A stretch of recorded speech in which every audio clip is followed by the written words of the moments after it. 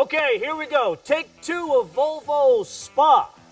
Not to be confused with something you do in a fancy hotel. No, it is scalable product architecture which underpinned the Volvo XC90 we drove 2 years ago.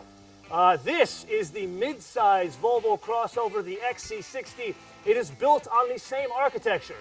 Now that sounds great if you're an engineer or really OCD, but the thing that really matters to car guys and gals like us is this. Dash to axle ratio, meaning this is a front-wheel drive based vehicle. Now granted, first year only all-wheel drive, second year if there's enough sales they'll do a two-wheel drive, but this is a front-wheel drive based vehicle, and look, it looks like a rear drive vehicle. Also not to be confused with Volvo CMA, which shouldn't be confused with Country Music Awards, the compact modular architecture which we will look at in the coming Volvo 40 cluster of cars, but I don't know when.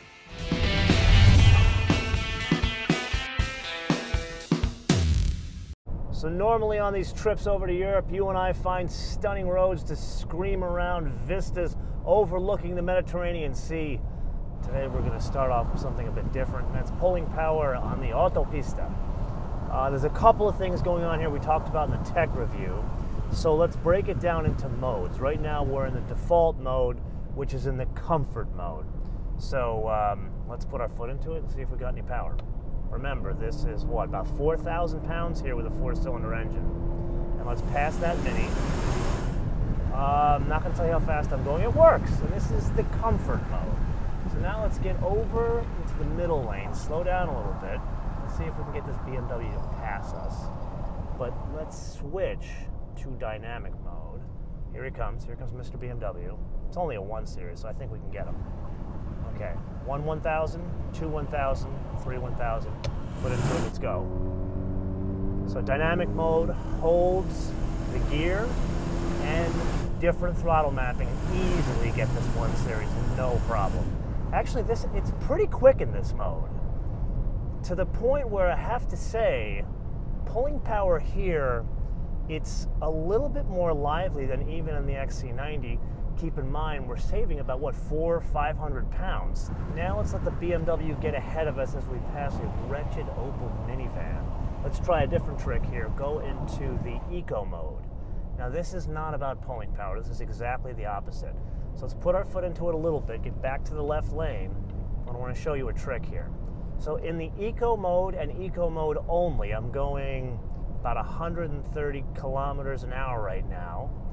Take my foot off of it, and just to make sure you see that I'm not having my foot on the brake or the gas, we're coasting. So there's no engine braking whatsoever. This is the only mode that will coast, meaning disengage the engine, in an XC60. Now if I were to switch this, let's try it again, switch it over to back to the comfort mode, same thing, foot off the gas.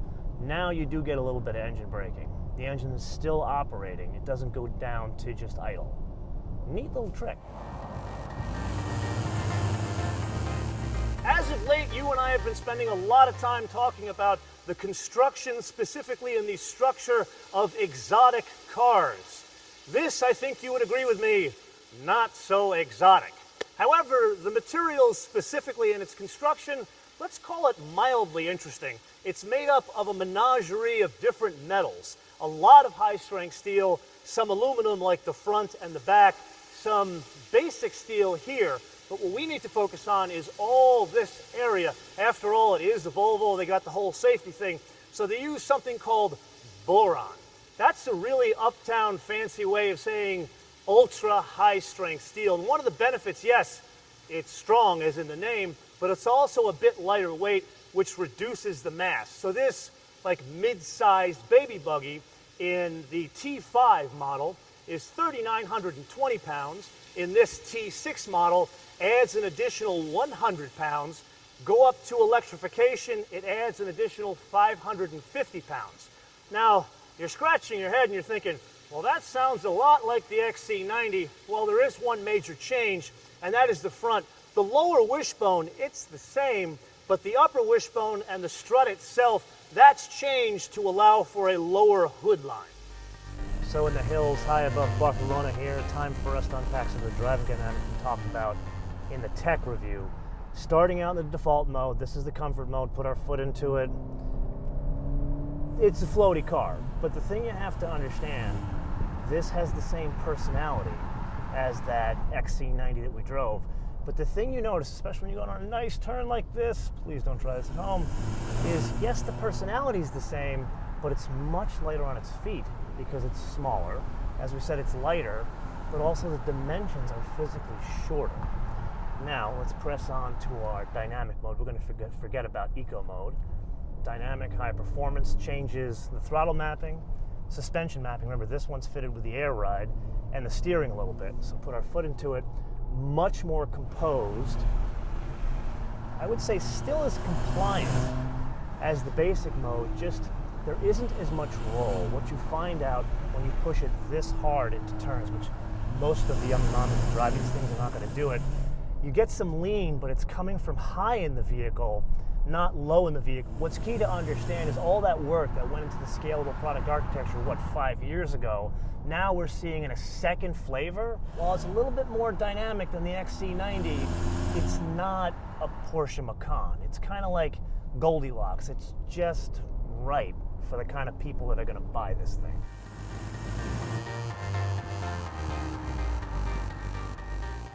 As of late, you and I have been spending a lot of time talking about business, specifically personal finances, so I feel it important for us to discuss the impact of this on the business of Volvo. Now, the last time the XC60, or really any 60 cluster vehicle, was changed was 9 years ago. It makes up over 30% of Volvo global sales. So this is the best-selling vehicle they make.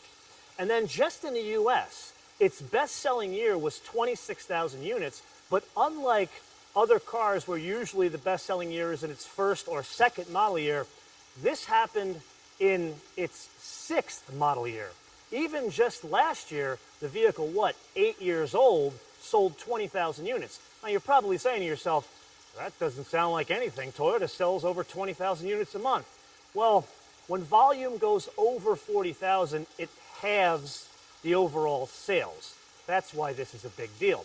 So you combine that with the fact that Volvo Global has now built a factory in the US, specifically in good old Charleston, South Carolina, that they've already committed the first car is going to be a 60 cluster vehicle, haven't committed which is going to be the second vehicle. So the question now is, if this is so important on the business of Volvo, will this be the second vehicle to be built in the US? Okay, back in the environment that most people will be driving these, in a couple of notes. First and foremost, the seats. Now, we have discussed that I kind of grew up on Volvos at least half my formative years, and even back in those prehistoric days, the seats were fantastic.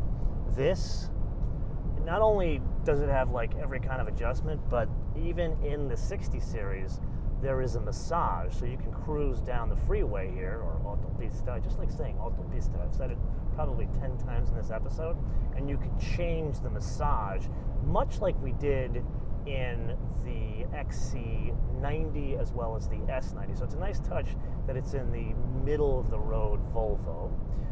And then second, also interesting touch, they put it in the middle of the road Volvo, is the Bowers and Wilkins system.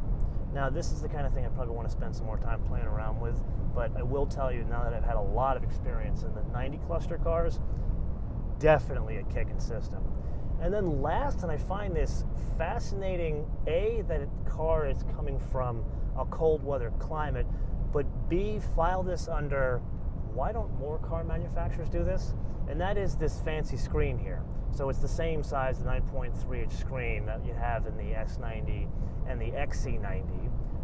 Here, all of the same bits are fitted as standard, but one thing that's changed is, in addition to Apple CarPlay, it's now fitted with Android Auto as standard. But most importantly, you see me kind of interacting with my finger here. But think about where this car was engineered, where it was born. Well, let's say for the sake of discussion, we're in Sweden or Vermont or Colorado. you don't necessarily need to use your finger. If you have a glove on, the whole thing is infrared, so you can interact with the system with your gloves on. So in summary, what do we got?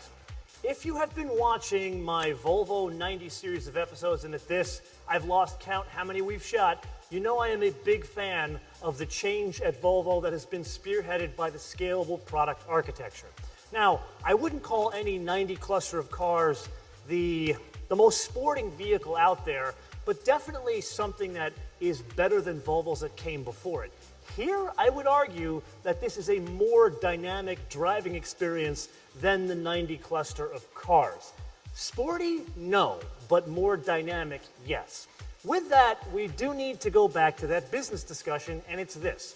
These, like the 90 cluster of cars, are on offer in 3 different trim levels. So flavor 1 is the Momentum, which is the basic car. Then there's that R-Line, which I think is the one you and I like the best because it has the cool wheels and the half suede, half leather interior. And then there's these, which is the Inscription model, the most fancy version. But here's the reason why I bring it up. The most basic car is like $41,000, $42,000 US. However, the cars we've been driving are $52,000 US. Make it a T8, it's almost $58,000 US. So my question to you is very simple. Not whether you would choose an XC60 over, say, a Macan, a GLC, or something like that. My question is, if you were to choose the XC60, would you do the 42,000 model, or the 52, or the 58? And don't just tell me which one you would choose, but why you would choose it. Let me know in the comments below or via our social media, MotoManTV all one word, MotoManTV all one word, Facebook, Twitter, and Instagram. And with that, I want to leave you with 2 things.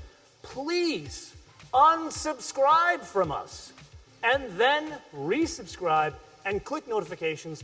This is how much YouTube has screwed up the entire platform for YouTubers big and small, no matter the genre. And number 2, a fun fact, and today's fun fact is a little bit of history of the region we are in. We traveled to Barcelona, Spain to drive the XC60.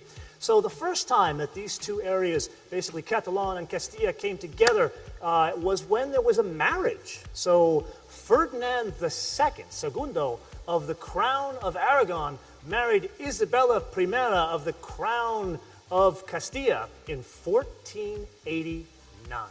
Until I see you next time, bis später.